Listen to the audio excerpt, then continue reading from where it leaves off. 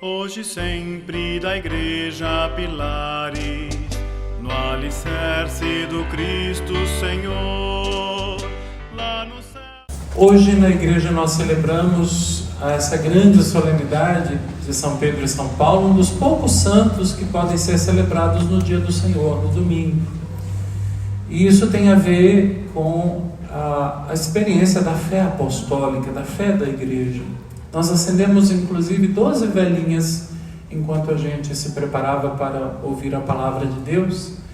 E essas velas são sinal da consagração dessa igreja. Essa igreja é consagrada, ela passou por um rito de consagração, de dedicação, é assim chamado, e elas lembram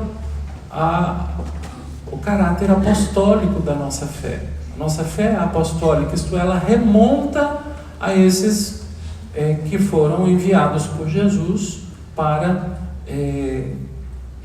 anunciar o Evangelho, e é deles que vem a fé que nós queremos hoje, através de uma longa sucessão, que é garantida hoje pela igreja e pelos nossos bispos. Não se trata de um DNA, não é isso, DNA espiritual, não, mas é aquilo mesmo que se crê, Quem crê na fé que os apóstolos nos deram pertence a uma igreja apostólica. Se a igreja professa essa fé, ela é apostólica, simples assim. Então, a nossa igreja é uma igreja apostólica porque ela crê naquilo que eles nos deram, E o que nos deram esses apóstolos? O essencial que foi dado por Deus, Jesus, o Filho de Deus. Isso é o essencial, é o mais importante para nós. E o jeito dele viver a vida aqui nesse mundo se tornou para nós modelo de vida. Então Jesus é aquele que, apesar de muito triste e cansado, apesar de muito decepcionado com a morte de João Batista, e vai para o deserto para viver esse luto, chega lá diante da multidão faminta que está no deserto, ele esquece o seu luto e vai alimentar aquela multidão, curar os enfermos, cuidar das pessoas famintas. E essa fé apostólica, que nos remete ao próprio Jesus, hoje entra em choque, por exemplo, com um vereador de São Paulo que emana uma lei que criminaliza as pessoas que dão comida aos moradores de rua. Vejam como é esse mundo. Vocês estão acompanhando isso, Então, é horrível. Quer dizer, a gente vive num país em que quem quer fazer o bem é criminalizado. Agora, recebendo a fé dos apóstolos, nós podemos ser de acordo com isso? De jeito nenhum. E aí a gente tem que atualizar isso. Tem que aprender a viver essa fé de maneira concreta. Não dá. Então, esse Jesus, que foi perseguido, perseguido pelos poderes religiosos, do seu sistema religioso, dos judeus lá, esse Jesus foi implacavelmente perseguido, porque ele se opôs a um esquema religioso que punha as pessoas para fora, que expulsava as pessoas, que taxava as pessoas de pecadores e de inaptos para adorar a Deus. Então, esse Jesus começa a ser perseguido e ser considerado como uma pessoa inoportuna. Então a pergunta que ele faz, quem sou eu para vocês? No fundo é isso, Vocês me conhecem mesmo? Vocês sabem o que eu sou mesmo? Vocês sabem quem que vocês estão seguindo? É verdade que vocês sabem? Vocês já se perguntaram quem sou eu para vocês? Vocês não estão prestando atenção? Quem que eu sou? Essa pergunta é para nós hoje. Porque seguir Jesus é se pôr na contramão de muita coisa que está aí, que estava lá e que está aqui hoje. E essa contramão ela é difícil, ela é desafiante, porque requer uma mudança de chavinha aqui, A gente tem que mudar a chavinha, mudar a mentalidade. Por isso a gente fala em metanoia, conversão, que quer dizer isso, mudança de mentalidade, mas é uma mudança profunda que é capaz de mudar meu jeito de viver nesse mundo. Então Jesus está lá no norte, acima do norte da Galileia, já em território pagão, está num momento de crise profunda, está num momento de muita perseguição. João Batista foi assassinado, os discípulos não estão entendendo quem que ele é, os religiosos estão perseguindo Jesus, né? E aí Jesus, no meio dessa situação dura, difícil, olha para os discípulos: vocês sabem mesmo quem eu sou? Vocês sabem quem vocês estão seguindo? Esse quem sou eu para vocês é isto, né? Olha bem o que vocês estão seguindo, né? Então é uma pergunta incômoda, né, que a gente precisa se fazer também diante desse mundo que está aí, porque Jesus vai na contramão, e se nós queremos segui-lo, a gente vai entrar na contramão também. Alguém já entrou na contramão dirigindo? É horrível, né?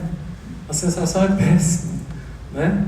Mas Jesus entra na contramão e a gente vai atrás dele, ou pretendemos ir atrás. Mas enfim, Pedro dá uma resposta, e a resposta de Pedro é inspirada por Deus, diz Jesus. Jesus diz que Pedro é bem-aventurado.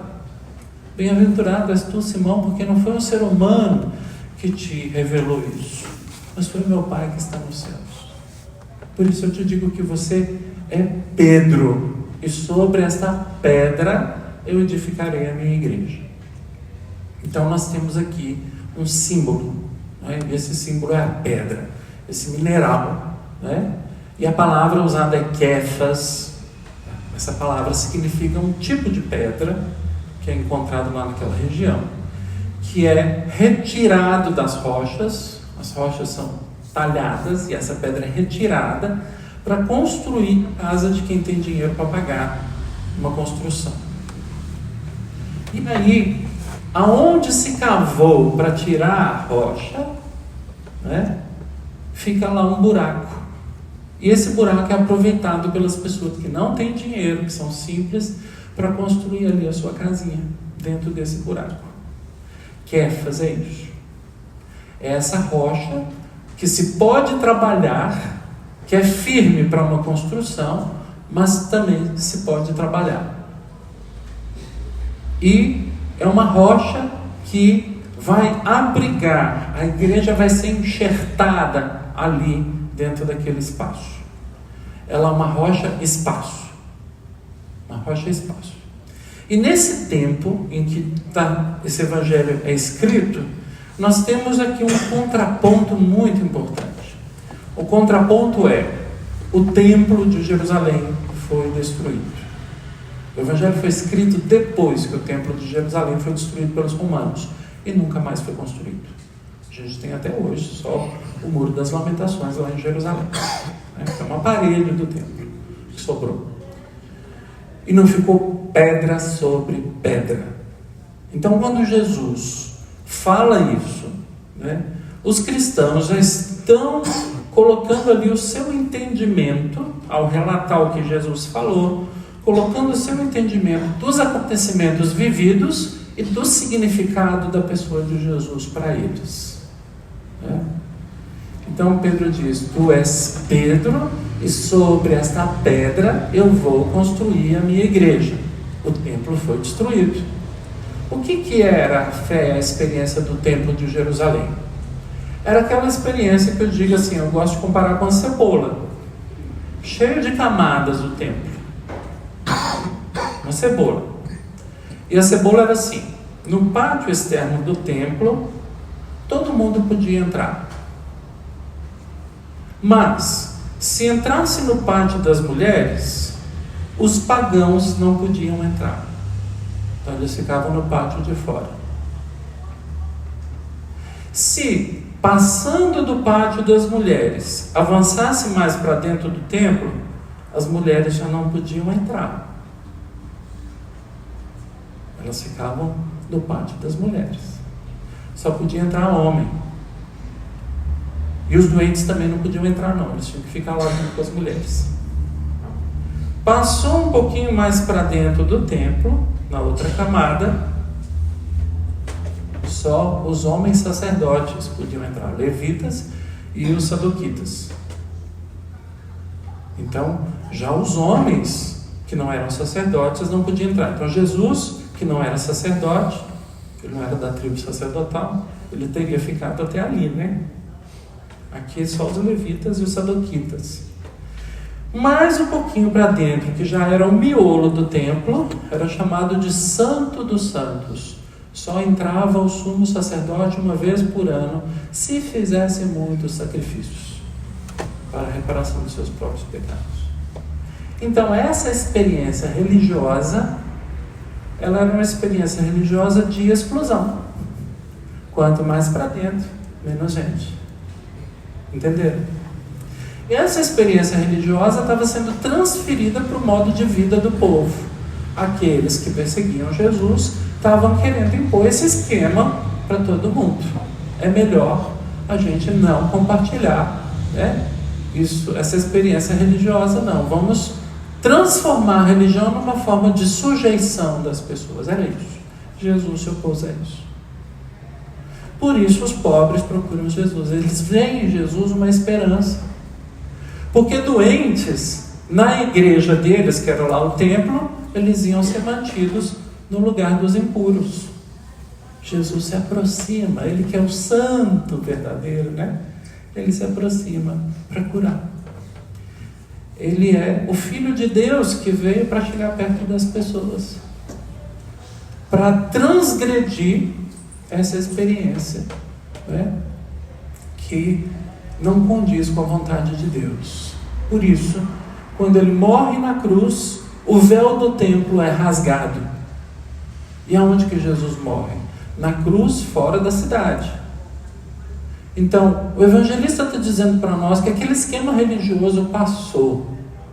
Agora, o caminho é outro. E o caminho é feito não de pedras materiais, mas de pedras vivas. A começar de Pedro. Pedro é a primeira pedra viva. Tu és Pedro e sobre essa pedra eu vou edificar a minha igreja. E Pedro, na sua carta, está na Bíblia, vai dizer que nós somos um edifício espiritual, um edifício construído com rochas, com pedras vivas, que é cada um de nós, cada membro da comunidade. Então, podem destruir a nossa igrejinha de Santana. Nós não queremos isso nunca, claro. É uma hipótese. Mas a comunidade, a igreja viva vai continuar. Isso não nos abala. Porque o que nos mantém, o que nos cimenta é o Espírito Santo. É o Espírito Santo que nos cimenta, que nos une uns aos outros, que nos colocam diante dos olhos, do coração, dos ouvidos, uma proposta de vida que é a proposta de Jesus, é uma proposta de caminho, não é uma proposta de estação, de ficar. A gente não quer ficar aqui dentro da igreja o tempo todo. A gente quer seguir caminho atrás de Jesus, lá no trabalho, lá na escola, lá nas famílias, lá onde a gente estiver, lá fazendo o que Ele faria. Isso é o seguir o caminho de Jesus. A gente vem aqui para se encontrar uns com os outros e com Ele, porque onde 2 ou mais estão reunidos em meu nome, eu estarei no meio deles. Por isso a gente diz, Ele está no meio de nós, né? E é verdade, Ele está no meio de nós, para que a gente, com o coração revigorado, quentinho, aquecido pela palavra de Deus, alimentado pelo seu corpo e sangue, a gente possa retomar o caminho, semana a semana, dia a dia, como Pedro, como Paulo, como os outros discípulos. Então essas velas, elas lembram que existe uma luz que nos abraça e que faz de nós uma igreja verdadeira por causa desse caminho. E essa luz que nos abraça, essa fé que nos envolve, ela faz de mim e de você outros Pedros, outros Paulos, porque nós também somos pedra viva desse edifício espiritual. E aí, minha gente, pode vir Romano para destruir a nossa proposta, pode vir Beltrano para destruir a nossa proposta, como destruíram lá o templo de Jerusalém, pode vir quem quiser para destruir o que quiser. As portas, nem o inferno, nem as portas do inferno vão ser capazes de destruir isso, porque essa realidade, ela está na mão de Deus. Por isso Pedro é libertado da prisão. Por isso Paulo é continuamente, né, libertado por Deus no seu trabalho. E agora nós, né, quando a gente se põe no caminho de Jesus, Ele cuida especialmente de vocês, de cada um de vocês que se propõe a entrar com Ele nesse caminho. A gente vai na contramão com Ele, mas Ele vai na frente, Ele nos protege, né? Porque Ele sabe que nós precisamos da ajuda dEle, da força dEle. De todos os temores me livrou o Senhor Deus.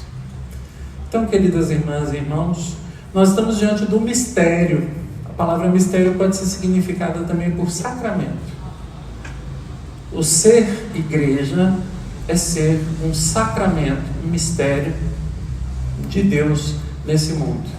E hoje eu agradeço muito de ter encontrado na minha vida a paróquia de Santana.